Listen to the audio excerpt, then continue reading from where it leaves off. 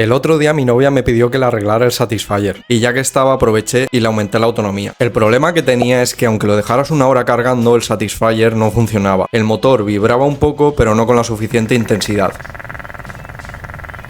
Así que tocaba abrirlo y ver qué le pasaba. Si es la primera vez que lo abrís, es posible que os cueste bastante, debido al pegamento industrial que pone.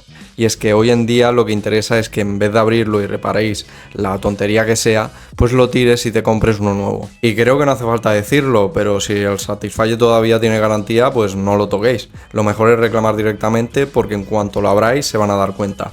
Este, por ejemplo, traía una especie de silicona en los tornillos para que el técnico vea al instante si ha sido manipulado o no, así que ojo con esto. Una vez lo hemos abierto vamos a poder diferenciar 4 partes principales. En primer lugar tenemos la placa base para encenderlo y regular la potencia, luego un trozo de hierro, que en realidad no sé para qué es, imagino que para darle firmeza a la hora de cogerlo, no lo sé, pero bueno.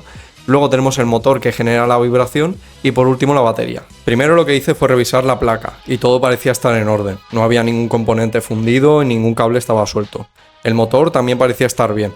Así que ya pasé a lo que suele ser la principal fuente de problemas en estos aparatos, que son las baterías de litio. La batería era de 3,7 voltios y 220 miliamperios, y al medirla con el multímetro parecía estar bien. No me daba 3,7, me daba 4,10 porque la tenía cargada al máximo. Pero en este caso, midiendo solo el voltaje, tampoco nos garantizaba que estuviera funcionando bien. El error no venía de la batería, sino de un pequeño circuito electrónico que hay justo encima y que se encarga de gestionar la energía de la batería. Y pues bueno, no lo estaba haciendo como tocaba. Vale, vamos a parar un momento el vídeo porque soy el Juan que ya ha arreglado el Satisfyer y te adelanto que al final el error no viene de ahí. Sí que es uno de los errores más comunes que puede solucionar todo el mundo cambiando simplemente la batería, pero en mi caso el error era más complejo de solucionar. Pero bueno, continuemos con el vídeo y ahora lo vemos. Como las baterías son baratas y las suelen vender junto al circuito de protección, era mejor cambiar la pieza entera y olvidarnos. Además, en AliExpress nos va a salir a un precio muy económico. Aunque mientras vete buscando otro juguete porque hasta que llegue el paquete igual pasa bastante tiempo. Yo en mi caso, como quería aumentarle la autonomía, compré una de 3,7 voltios y 320 mAh, es decir, 100 mAh más que la anterior.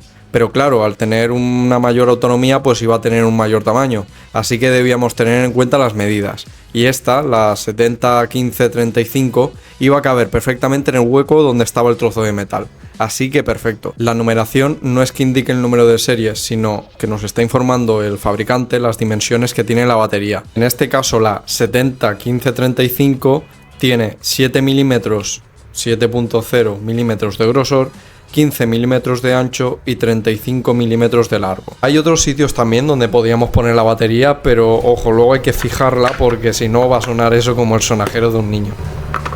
Bien, una vez con la batería en mis manos, la soldé a la placa y lo intenté poner en marcha, pero nada, el motor seguía trabado, y aunque intentara aumentar la vibración, el control es que no me hacía ni caso. También le enchufé directamente la batería al motor para asegurarme que funcionaba, y es que me parecía raro porque estos motores pues no se suelen joder así tan fácilmente. Así que no me quedó otra más que revisar más a fondo la placa porque aunque parezca a simple vista que no hay nada fundido, es posible que algún componente esté roto y no lo veamos a simple vista.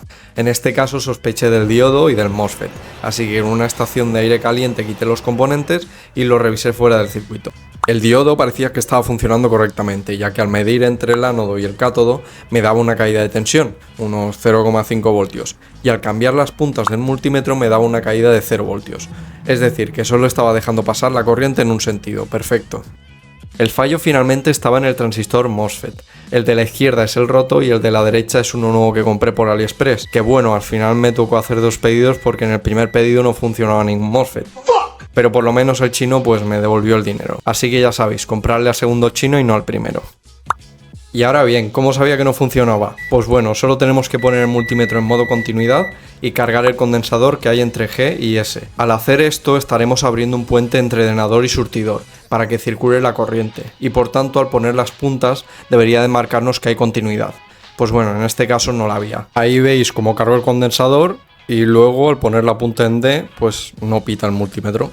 En cambio en el otro cargo el condensador y veis como inmediatamente pues el multímetro pita. ¿Por qué? Porque hay continuidad. En cambio, si yo ahora quiero cerrar ese puente para que no haya paso de corriente, pues simplemente tenemos que descargar ese condensador. Podemos simplemente cortocircuitar ambas patillas uniéndolas con un trozo de metal. En este caso yo lo hago con una de las puntas del multímetro y ahora al medir otra vez si hay continuidad, pues no lo habrá, el multímetro no pitará. Bien, y ahora que ya hemos identificado el problema, solo tenemos que volver a soldar los componentes a la placa y ver si funciona. Yo en mi caso, como son componentes de pequeño tamaño, es decir, de montaje superficial, he utilizado una pistola de calor para hacerlo de forma mucho más sencilla. Pero vamos, con un soldador normal y corriente, con una punta fina, también lo podríamos llegar a hacer. Eso sí, con mucha calma. Y ahora el momento de la verdad. Volvemos a soldar los cables del motor a la placa, encendemos el vibrador y listo, ya lo tenemos, funciona. Y vemos como también le podemos subir la potencia y el vibrador nos hace caso. Y bueno, ahora ya para acabar tenemos que simplemente fijar la batería para que no se mueva. Yo en mi caso lo hice con un poco de silicona, pegándolo directamente al chasis del vibrador y listo. Limpiamos un poco la porquería de la silicona y ahora ya solo tenemos que volver a poner la tapa y cerrar el Satisfyer. Y bueno, ya para acabar con el vídeo, no es un problema que lo pueda llegar a solucionar todo el mundo, pero si tenéis el material y unas pequeñas nociones de electrónica, lo podéis llegar a hacer vosotros mismos. Espero que haya sido de ayuda el vídeo o que por lo menos hayáis aprendido algo. Sígueme si quieres tener contenta a tu novia y nos vemos en el próximo cacharro o vibrador. Un saludo y nos vemos.